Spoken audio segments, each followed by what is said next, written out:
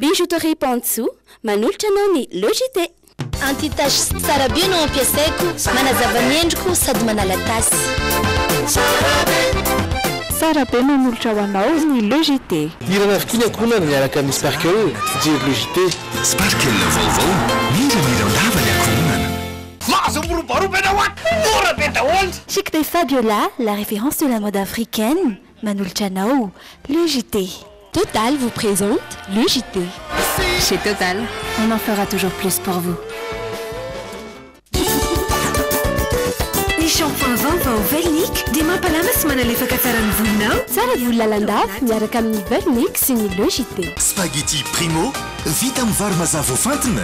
Sady vaovao, tsara no tsy miray. Spaghetti Primo, manolotra anao ny Logité. Telma, safidiko numéro 1 malagasy manolotra ho anao.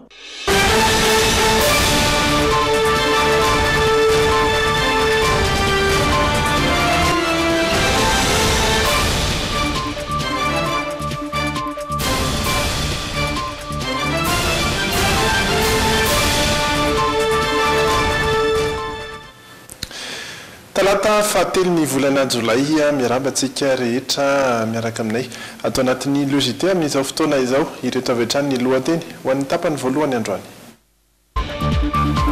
Tsy mino fa mbola voatany ho amin'ny 14 volana Aogositra ny datin'ny fanadinana CPE amin'ity taona ity raha nambara ministeran'ny fanabeazam-pirenena. Araka ny fanambarana ataony filan-kevi-pirenena misana ny zon'olombelona dia tsy tokony hanimba tsembana ny zon'ny ankizy mianatra ny zon'ny mpanabe manatanteraka fitokonana. Fitantanana tsara no ilaina mba ampiroboroboana ny orinasa JIRAMA hoy ny minisitra manoloana ny famarotan'ny orinasa JIRAMA fa tsy antoka amin'ny herinaratra amin'izao fotoana izao.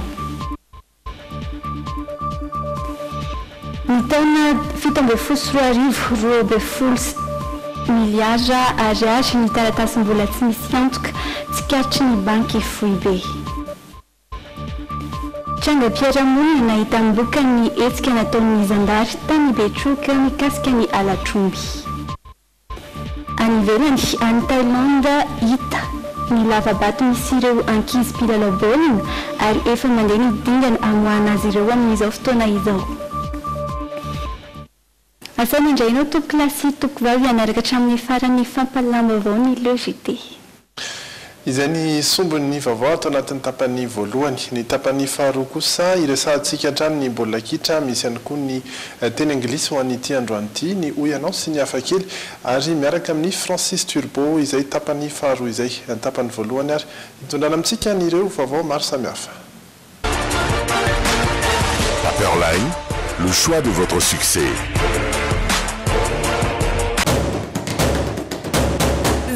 Au rythme des couleurs Orlac. Trouvez Orlac partout à Madagascar. Ny lokon'ny vaovao miaraka amin'ny Orlac.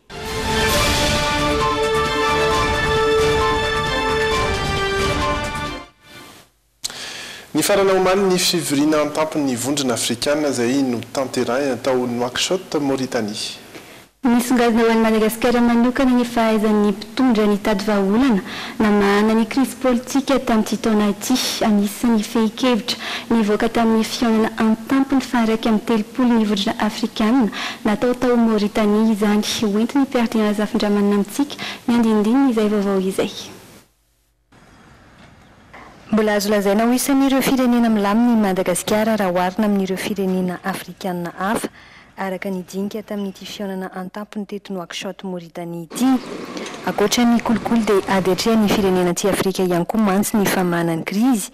Anisan'ireo lohahevitra nodiniana nandritra ny fihaonana an-tampony no tanterahana teto Nouakchott ny resaka famahana ny fifandirana. Ny olona sasany maka basy maka antsy mifamono fa atsika Madagasikara dia misy tera manokana tokoa izay nataotao fa hoe misy ireo lakolafy politika izay tonga dia niaino ary tonga dia nisy nampidina ny ampopoa isan'izany président Eri Rajaonarimampianina izay nanaiky hoe isiny le gouvernement de consensus mba nrehetra afahany rehetrarehetra zany mandray anjatra andrara amin'ny fikarakarana ny fifidianana. mba tsy misy hoe ankolafy atsy na atsy zany an'olo karakara'io dia rehefa misy problème zany misy olana rehefa avy eo amin'le résultat dia hoe anareo ihany nanao an'io fa tena nahazo tera manokana ny président Hery Rajaonarimampianina amin'izay finiavany amin'izay ezaka lehibe dehibe tokoa nataony tamin'io fitadiavana vahaolana amin'izay crise misy amintsika zay. Marina fa amin'ny 7 novambra izao izay fihodinana voalohany amin'ny fifidianana filoham-pirenena ho an'i Madagasikara izay. Ankoatra izay dia malagasy iray ihany koa no anisan'ny voafidy ao amin'ny voameran'ny vondrona afrikanina momba ny zon'olombelona dia narindra Arvelo Ramananarivo. Porofera izay manambara fa anisan'ireo firenena manana ny maha izy azy Madagasikara. Fa hijanona kely any Mauritanie ihany isika satria nanatrika ny famaranana ny fihaonana an-tampony fa raiky amin'ny 30 ny vondrona afrikanina iny ihany koa ny filoha frantsay Emmanuel Macron. Isan'ny tena androdiany tamin'izany fihaonana an-tampony izany ny ankahery manokana ireo firenena afrikanina toa ny Nigeria sy Mali izay niara-ny herisetrana tsy ravina farany teo tsy ahivina atrangy fa misy 220 ireo olona maty vokatry ny asa fampiororoany ireo jihadista tany Mali sy Nigeria ary ary ny fanampanazavana hoentin'ny filoha frantsay. Redire ici que ce sont à chaque fois. Sinjina fa tsy tokony ireo mponina afrikanina foana no atao takamonaina amafisikoentona ny fanampiany Frantsa indrindra ireo miaramila hiara-iasa amin'ireo indrindra mitetika ady efa napetraka dia ny Barkhane izay entina miady amin'ireo mpampiorooro. En soutien dans cette lutte contre le terrorisme. Iverina eto an-toerana isika mahakasika indrindra ny sehatra ny fampianarana mbola voatana ho amin'ny 14 ny volana aogositra ihany ny daty ny fanadinana CEPE raha ny nambaran'ny ministeran'ny fanabeazam-pirenena. Etsakina amin'izay dia manao tendroa amin'ny mety fianatanterana ny fanadinana ireo mpampianatra mivondrona eo amin'ny sempamany misy amin'ny mety sy ny izany na tsy androany nanontany mpampianatra mpanadina anatanteraka CEPE irinina indray malala sy misy arazafy-jatovo ary nanontany amin'ny fanomanana amin'izao iray volana mahery mialohan'ny fanadinana izao. Na eo aza ny fitokonana nataon'ireo mpampianatra amin'izao nambaran'ny tompon'andraikitry ny ministeran'ny fanabeazam-pirenena fa tsy miova ny datin'ny fanadinam-panjakana fa mijanona ho amin'ny teo aloha ihany. No mafisina tamin'izany fa ny 14 ny volana aogositra no anatanterahana ny CPE manerana ny nosy. Etsy ankilany nilaza ireo mpampianatra amin'ny tokony eny an-tambarinandriana fa raha tsy mivaly ny fangatana izy ireo dia tsy anatanteraka ny fanadinana izy ireo. Ny fanadinam-panjakana dia tsy izahay intsony ny teny hoe misy na tsisy fa ny fanjakana no manao an'izay hoe isy na tsisy satria ny famalin'ny fitakinay no ahafahanay miverina aingana ao anatin'ny fampianarana ary ahafahanay manao rattraper an'izay zavatra tokony ho rattrapena rehetra. Manoloana izany mitaintaina ny ray aman-dreny mananjanaka hanala fanadinana no ny toe-java-misy tsy fantatra izy ireo mazava ny tena daty marina.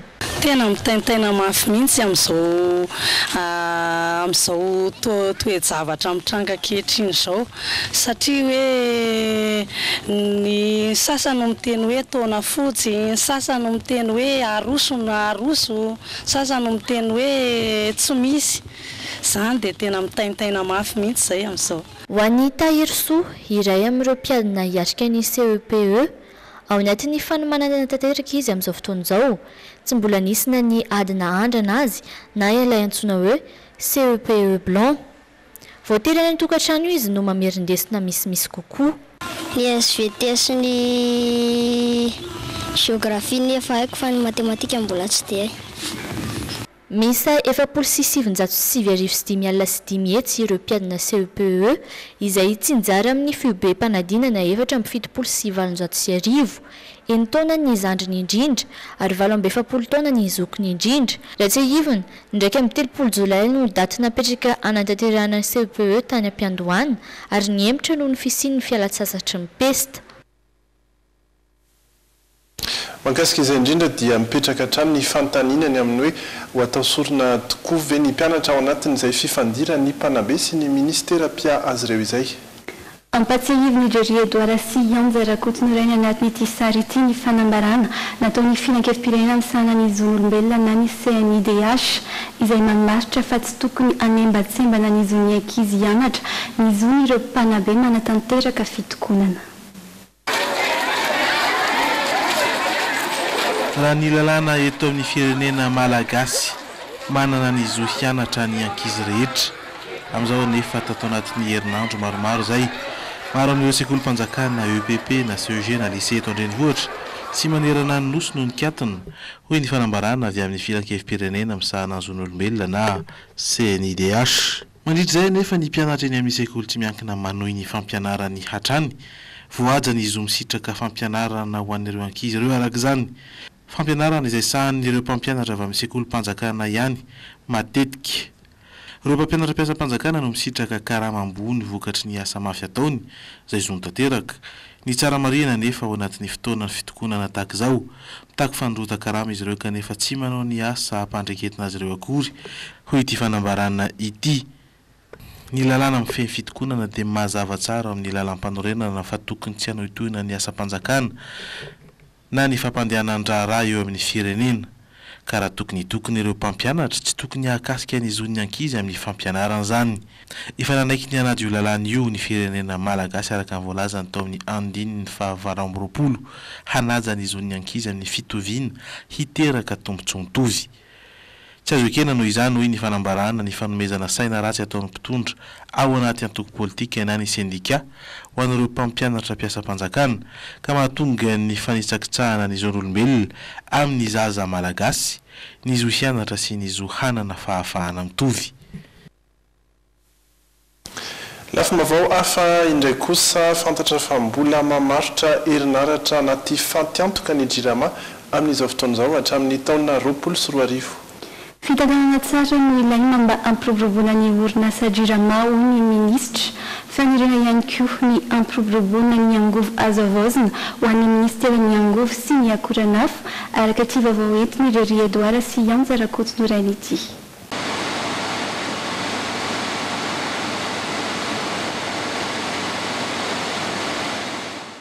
Tsy maintsy mbola hamarotra herinaratra ao anaty fatiantoka ny jirama. Mahatratra 420 miliara ariary isan-taona ny fatiantoka ho an'ity orinasa mpanjakana ity. Tsy aivina fa manodidina ny 520 sy 700 ariary ny famokarana kilowattheure iray saingy amidy 520 sy 500 ariary zany amin'izao fotoana izao. Ny jirama dia mivarotra eo amin'ny 7 sy 1 tapitrisa kilowattheure isan-taona dia izay le manome an'ilay kajy faran'izay tsotra hoe 420 miliara ariary. Na izany aza nefa tsy ho atolotra ny tsy miankina ny orinasa jirama ka fanenana ny masokarena famokarana herinaratra no ilaina arak'izay nambarany minisitra izay. Voatery miaina tsikelikely ny fanampiana avy amin'ny fanjakana raha toa ka nokasaina ho foanana mihitsy zany. Tsy voatery foana ny prix no akarina fa indrindra ny sara eto mamokatra ary zay no mazava-dehibe ny ametrahana antony foibe mamokatra amin'ny herin'ny masoandro sy ny angovo azo avoazana itony.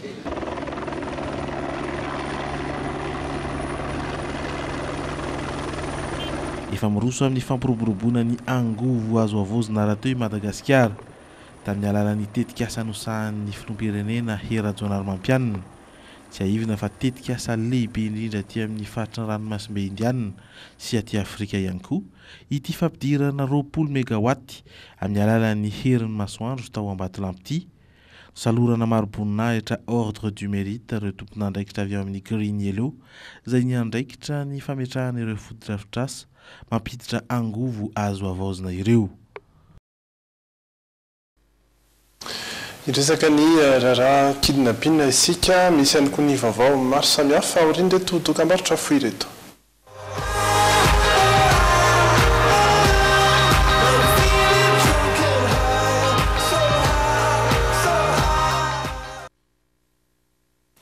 Mitoetra ny vaovao samihafa ato anatiny tapany voalohany logité mahakasika indrindra ny raharaha kidnapping izay nitranga tany Toamasina.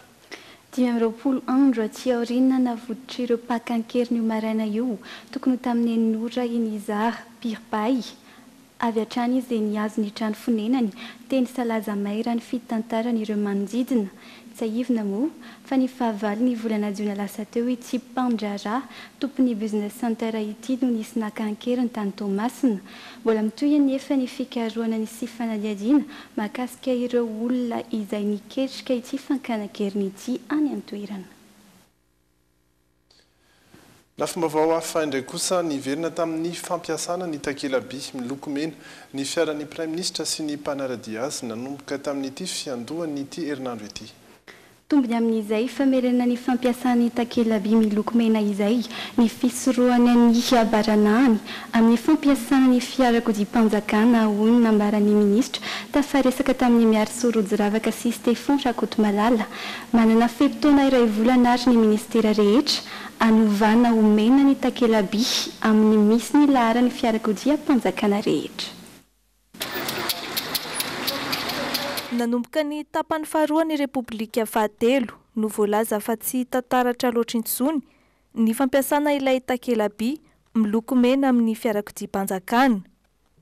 Ezahana ho averina kosa nefa izay fampanarahan-dalàna izay ka nanome ohatra voalohany amin'ny fampiasana ny plaque rouge ny fiaran'ny Prime Ministre sy ny mpanaraka azy nanomboka tamin'ny fiandohany ity herinandro ity.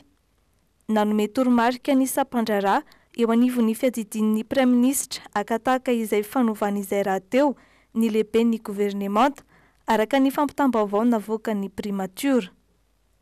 Na izany aza ankilan'izay milaza hoe famoroso amin'ny fanatanterahana izay fanovana izay ihany koa ny ministera isan-tsokajiny. Efatra amin'izay nisy ny fanjakana malagasy ny Repoblika Malagasy zany dia efa nisy ny plaque rouge fa fampatsiahivana iny ireo tompona ndraiky mpanjakana amin'izay fotoana izay tsy afaka intsony koa anaonao foana le lazaina hoe baranahany sanatriny zany hoe miasa mpanjakana ihany ane no ampiasaina ny automobile fa ny ankoatr'izay tsy ampiasana amin'izay dia ho voafehy tsara daholo tsy hisy intsony ny baranahany fa ino Mariana faraky ny toromarika nomen'ny Prime Ministre Christian Tsay manana fepotona iray volana ny ministera rehetra mba hanovana homena ny lokon'ny takela-by misy ny laharany fiarakodia-panjakana. Eo amin'ny lafiny toe-karena indray kosa mitentina 2.70 miliara ariary ny taratasim-bola tsy misy antoka kanaverina tamin'ny taona 2017 raha nitatitra avy amin'ny banque FUB. Voalaza fa ny tombo avy roeny izay chèque sans provision izay tsy misy antoka izay raha oharina tamin'ny taona 2017 misy fiantraikany ratsy amin'ny fampivoarana ny toe-karena nefa ny fampiasana taratasim-bola tsy misy antoka ary indrindra miteraka tsy fifampitokisana eo amin'ny resaka fanefam-bola mamintina izay amintsika ary miarisoa Rojiravaka sy Stéphane Rakotomalala. Tsy mitsahatra mitombo ny taratasim-bola tsy misy antoka na ilay antsoina hoe chèque sans provision kanaverina araka ny tatitra ny banque FUB raha misy 507 zany ka mitentina 40 miliara ariary tamin'ny taona 2012 dia nitombo avy roeny ny taona 2017 ka lasa 4 izany hoe mananika ny 2.70 miliara ariary. Dimy andro moa ny amen'ny lalàna ahafahan'ny olona iray izay nanao chèque tsy ampy ny antom-bola dimy andro miamenika rehefa dila izay dimy andro izay dia andraikitry ny banque FUB ny mitory sy ny mitondra izany tranga zany any amin'ny fitsarana zany. Misy vokadratsiny amin'ny tontolo ny fandrarana nefa ny fampiasana izay taratasim-bola tsy misy antoka izay ka lasa miteraka tsy fifampitokisana eo amin'ny resaka fanefam-bola. Tena very rehefa fisa tsy matokiseky ny olona intsony zay na tsy matokiseky ny orinasa intsony zay satria miverina le izy zany ary misy fiantraikany vantana koa zay atao anatin'ny fampiroboroboana toe-karena développement économique amin'ny ankapobeny satria lasa misy frein zany amin'ny fivezivezen'ny entana sy ny fivezivezen'ny olona satria ny fomba andoavana azy amin'izay fotoana izay dia manjary voafetra amina fomba fandoavam-bola vitsivitsy fotsiny fa tsy mampiasa chèque zany. Efa isy ny lalàna vaovao avoaka anamorana ny fampiasana chèque ny gouvernoura ny banque FUB ao anatin'ny drafitrasa lavitresaka kosa ny fampiasana vola elektronika izany hoe ny fampiasana finday entina anatsarana ny rafitra fanefam-bola eto amintsika. Mahakasika ny fandriam-pahalemana dahalo iray no laviny zandary tany amin'ny fokotany iray any Ambidatsimo. Omby mahery ny enimpolo no sarin'izy ireo tamin'izany ny ampim-pasimborona iray tao anatin'ny fifandosirana nisy ireo zandary sy fifandonan'ireo zandary tamin'ny dahalo no nahazahoana izay vokatra izay mitoetra ny araka izany ny hetsika ataon'ny zandary amin'ny ady amin'ny alatromby any amin'ny faritra atsimo iny. Mahery ny enimpolo no sarina basy iray no tratra ary dahalo iray no lava tao aorian'ny fifandonany reto farany tamin'ny zandary avy ao amin'ny poste avancé jangany tao amin'ny fokotany iray ao Ampenato distrikany Petroka ny zoma fa 7 jona lasa teo izay tokony tamin'ny 1 alina fampitamba vao avy amin'ny olon-trotra no nahalalana ny fisian'ireo omby halatra ireo ka dia raikitra ny fanenjehana ireo dahalo vao tsikaritra ireo dahalo ny fisian'ireo zandary manaraka azy ireo dia raikitra ny fifandona teo amin'ny rontota Mariana fa misy teo amin'ny 20 mahery teo ireo dahalo ireo. Niseo tany Anosy faritra Anosy tany Betroka izany any amin'ilay commune atao hoe Jangany. Ny tany nisy omby manodidina ny 90 zany nangalarina dahalo 5 mitondra pasimborona moa izy ireo zany sy arme blanche na le mahantsy sy ny famaky tsy nraviravitanana tamin'izany nefa ny ponina fa avy hatrany dia ny antsony zandary sy niarananao ny fanenjehana eo ihany koa ireo le toby manodidina izay manao ny fanakanana ny lalana izay hoe eritreretina hoe alehan'ireo jiolahy ka tafaverina manontolo ny omby tamin'izany izay omby 90 eo. Ny zandary Maria ao Jangana no andray sy hanao fanadihadiana momba ity raharaha ity ary no giazina kosa ilay basy izay nampiasain'ireo jiolahy ireo. Mariana koa fa nisy alatrobo mahery zaty tao amin'ny fokotany Anosy be distrikany Belosy Sirpiana ny voalohan'ny volana Jolay lasa teo izay tokony tamin'ny 9 mbola tsy nazahoana vaovao ny makasika izay fa mbola ao anatin'ny fanadihadiana sy fanenjehan'ireo dahalo ny mpitandro filaminana hatramin'izao. Misy ihany koa nefa amintsika miteny izao any amin'ny faritry ny Menabe zany alatromby anjatony izay nataona dahalo maro koa ampolony maro mitondra pasimborona ihany koa eo ampanenjehana azy zany amintsika miteny zao ny élément mixte izy io misy zandary misy polisy misy tafika ampolony maro izay manao ny opération manao fanenjehana anazy ireo amizao ka antenaina zany fa misy vokatra tsy hoe la izay dia ny mangataka fiara-miasa amin'ny vahoaka trano zandary mairim-pirenena fa vonina trano hanome ny fahaiza-manaony amin'ny fiarovana ny olona sy ny fananany.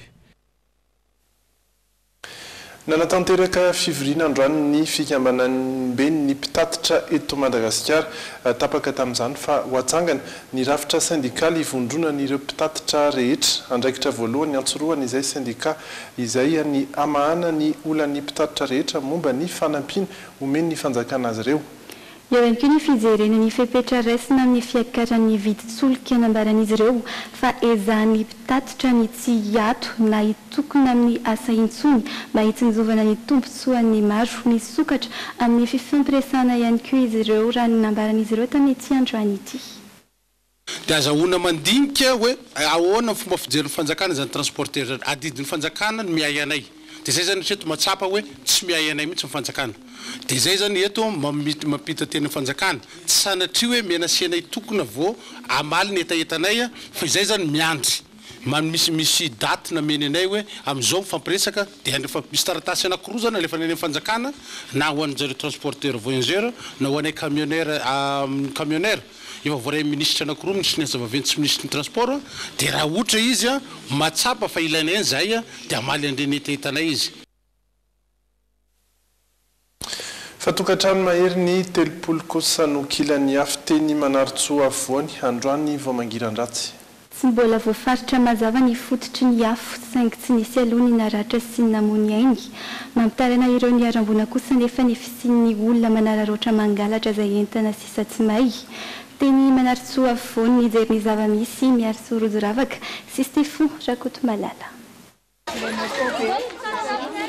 Androany tokony tamin'ireo ora maraina no nitrangan'ny an-trano tety Manaritsoa avoany. Tsy mbola fantatra ny andohan'ny afo saingy lasibatra tamin'izany ny tokantrano mahery ny 30 ka ny 5 tamin'ireo no trano biriky fa ny ankamaroany namboarina tamin'ny hazo sy barika. Tsy nisy ny namono ainy sy naratra ho ireo ny arambony. Ny fananana kosa zara raha misy horaisina na izay entana kely sisa tsy may aza mbola misy manararoatra mangalatra raha ny fitarainan'ireo maitrano hatrany. Sasany izany manampy moa sasany manararoatra dia hitako mihitsy zany nakan'le izy fa zany hoe zany tsy nazasaina fa le tranoko fotsiny izany no tiako vonjena le izy. Dia tsy zany hoe natonga ny hafa vato zany izy nysia voalohany. Sisy ainay io mipoka fa milelalela no hitanay. Potika tiana sisy raisina misy na samy lamba na kara-panondro na passeport tsisy azo indraisina. Reo hitanareo reo moto may bisikileta misy folo mahery. Somary nahery ny rivotra ka tsy maty ny afo raha tsy afaka adiny efatra hoy ireo fianakaviana maitrano. Nisy avy hatrany ny vonjitaitra ny ahina ireo mponina ny arambona natsangana ny trano lay miisa 3 ho toeram-ponenana vonjy maika an'izy ireo. Vonona amin'izay foana dia izay isataona satria natahoana zany fiarovana ny mponina amin'ny toe-javatra ohatr'izao iomby indray mandro tsy indray fo tsy maintsy misy foana somary tabela kely afarafara dia voany vono ohatr'izao rehefa tonga tokoa ny patsaraitso mivary. Tonga tetỳ an-toerana niaraka tamin'ny BNGRC ny solotenan'ny gouvernemanta nitondra fitaovana sy kojakoja fampiasa andavanandro no amafisina ihany koa ny fanentanana ny mponina ho mailo amin'ny fampiasana ny afo isoroana ny voina tahaka izao. Any ivelany any Thaïlande ankizy miisa 12 sy olon-dehibe iray izay niara-dia tamin'izy ireo no ny hitsoka tao anaty lavabato nandritry ny herinandro. Hitan'ireo mpitandro ny filaminana ny alatsinainy lasa teo araka izany izy ireo tamin'ity androany ity kosa no nanomboka nanantanteraka ireo dingana rehetra entina amoahana ireo ankizy ireo ny mpamonjy voana any an-toerana miampy ireo mpamonjy voana britanika. Miisa 12 ireto ankizy ireto ary ny iray dia mpanaradia hita soma tsara ny alatsinainy teo no hita ny toerana misy azy ireto. Izy ireo izay tafajanona herinandro tao anaty lavabato. Ireo mpamonjy voana britanika no nahita azy ireo voalohany ary manampy amin'ny famoahana ankehitriny. Nandritry ny 9 andro no nitedavana ireto ankizy iray ekipa mpilalao baolina ireto tany an-toerana. 12 taona ny zandriny indrindra ary 40 taona ny zokony indrindra amin'ireto ankizy ireto. Izy ireo izay nandeha tao amin'ny lavabato antsoina hoe tamin'lanina tao aorian'ny fanazarantena nataon'izy ireo ny 13 ny volana jona lasa teo. Ny antsoantso nataon'ny ankizy iray no nahafahana nafantatra ny nisy azy ireo. Tamin'ity androany ity araka izany no nanomboka ny dingana rehetra amoahana ireto ankizy ireto anatin'ny lavabato. Voalohany amin'izany nanomezana sakafo sy rano azy ireto. Manarak'izay dia avoaka daholo aloha ireo rano tao anatin'ny lavabato. Efa nandefasina sarim-bava entina anatin'ny rano ahafahana miaina sy mivoaka ireo ankizy ireo. Efa ampianarina ihany koa izy ireo amin'ny fomba ivoahana tsirairay. Etsekilan'izay ny fianakavian'izy 13 ireto dia miandry azy ireo nandritry ny 10 andro izay. Andro lehibe ho anay izao satria efa andro maromaro izahay no niandrasako ny fiverenan'ny zanako. Efa nieritreritra ratsy mihitsy aho izao. Faly aho noho izao vaovao izao ary tsy androky ny ahita azy ary hanoroka indray ilay zanako. No ny abetsaky ny rotsakorana tany an-toerana ilay sarotra ho an'ireo mpamonjy voana ny mamoaka ireto ankizy ireto any ka avoaka ao anaty lavabato aloha ireo rano. Tsy maintsy miandry ny fidinan'ny rano ihany koa ireo mpamonjy voana. Efa miandry eto ivelany kosa ireo mpitsabo rehetra izany fahasalamany ireto ankizy ireto rehefa tafavoaka soma tsara izy ireo. Hatreto anefa tsy mbola misy tafavoaka ny iray amin'ireto ankizy ireto ary mbola mandeha hatrany ny dingana ahafahana mamoaka azy ireo. Na ny fanazavan'ireo manam-pahaizana dia mbola haritra ora maromaro ny famoahana ireto ankizy ireto any an-toerana. Izay ny vaovao maro samihafa nentina tamintsika tato anatin'ny tapany voalohany. Ireto ndray kosa miandry antsika ao anatin'ny tapany faharoa ny logité androany. Miako ny baolina kitra ny fandohan'ny Suède sy Suisse ary ireo lalao avy entina amintsika anatin'ny sport kely androany. Ireo voambolana niompana indrindra tamin'ny famoahana ny daty mpifidianana teo no ampahafantarina amintsika amin'ny teny anglisy. Vita avy amin'ny inona ny arina plastika izay no fanontaniana napetraka tamin'ireo sendra ny fandraisam-peo ny logité androany. Ary tontolon'ny baolina kitra kosa ny afakelitsika androany dia isaky ny mianjery Neymar dia mahazo toka manam-pona ireo anatin'ny bara iray any Brezila any arahantsika anatin'ny afakely ny akon'izay. Manasantsika ireo mbola tsy hisaraka amin'ny logité ao anatin'ireo tapany faharoa ireo Riza Tahina sy Francis Turbo no hiaraka amintsika ao anatin'izay ny tenako no mametraka ny veloma mandra-pitafa indray.